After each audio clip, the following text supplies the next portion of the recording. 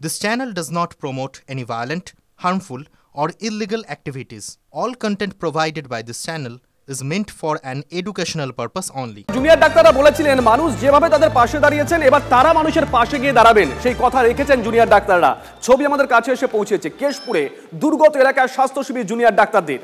খোলা হয়েছে ত্রাণ শিবিরও। সকাল থেকে মানুষের লম্বা লাইন সেখানে। চিকিৎসা পরিষেবার পাশাপাশি দুর্গতদের হাতে ত্রাণ তুলে দিচ্ছেন 30 জনের একটি দল। পরে প্রত্যন্ত গ্রামে জলমগ্ন এলাকায় গিয়েও তারা পরিষেবা দেবেন এমনটাই পরিকল্পনা রয়েছে ডাক্তারদের, জানিয়েছেন তারা। মাসকট স্পিন কন্ট্রোল ল্যাবের পরীক্ষায় এটি প্রমাণিত। কেয়াসেট আলোপেক্স পেন্টা অ্যাক্টিভ নতুন চুল গজাতে সাহায্য করে, চুল পড়া বন্ধ করে। Keya Seth Alopex penta active 10 hair fall প্রবলেমের একমাত্র সলিউশন। তিলোত্তমার বিচারের দাবিতে আন্দোলন চলছিল। আজ থেকে আন্দোলন সরলেও প্রতিবাদ থেকে সরছেন না জুনিয়র ডাক্তাররা।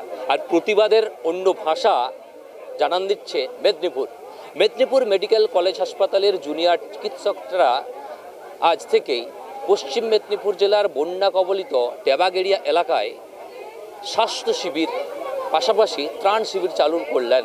এইখানে প্রথম এলো, এর আগে আসেনি।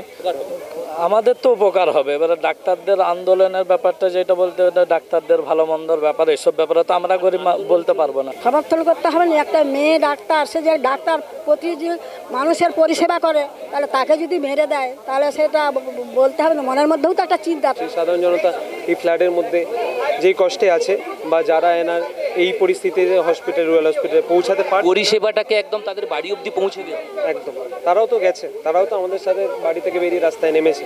তো আমাদেরও এইটুকু ডাক্তার হিসাবে তো বেশি কর্তব্য এগুলো।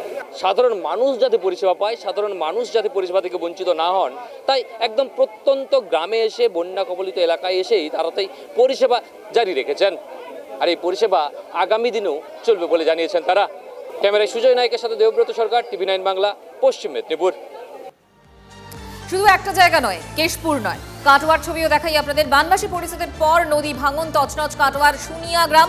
ক্ষয়ক্ষতির কথা বলতে গিয়ে কেঁদে ফেললেন পঞ্চায়েত সদস্য। গ্রামের পাশ দিয়ে বয়ে গেছে অজয় নদ, নদীর বড় বড় পার ভাঙছে, ভাঙনের কবলে ঘরবাড়ি। বিপজ্জনক বাড়ি ছেড়ে নিরাপদ আশ্রয়ে কয়েকটি পরিবার। এর আগে ব্যারেজ থেকে জল ছাড়ায় জলের তলায় চলে গেছে কাটোয়ার কোশিগ্রাম পঞ্চায়েতের শুনিয়া। 3 দিন পর জল নামলে গ্রাম জুড়ে ধ্বংসের ছবি, ভেঙে গেছে রাস্তা, বহু মাটির বাড়িতে ফাটল, জলের তলায় চাষের জমি। মাথায় হাত কৃষকদের, প্রশাসনের সাহায্য মেলেনি বলে অভিযোগ করছেন গ্রামবাসীরা। ঝরাম ঝরাম করে গোল হয়ে পাক মেরে মেরে পড়ে গেল। কি পড়ে গেল? ওই রাস্তা ঢালাই সইটা ধস নেমে গেল আমার বাড়ি সহ। গ্রামের লোক আমাকে সবাই মিলে হুটুচুটি করে বার করে নিলাম, দিয়ে আমার ছেলে মেয়েরা সব নিয়ে আমি এখন স্কুলে রয়েছি। এখন নেমে গিয়েছে, সব ফাটল ধরেছে, সব রাস্তা ফাটল ধরেছে এবং বাড়ির সাইডে একদিকে ধস ছেড়ে গিয়েছে, রাস্তা ঢালাই ছেড়ে পালিয়ে গিয়েছে এবং বাড়ির জমির ফসলও খুব ক্ষতি হয়েছে।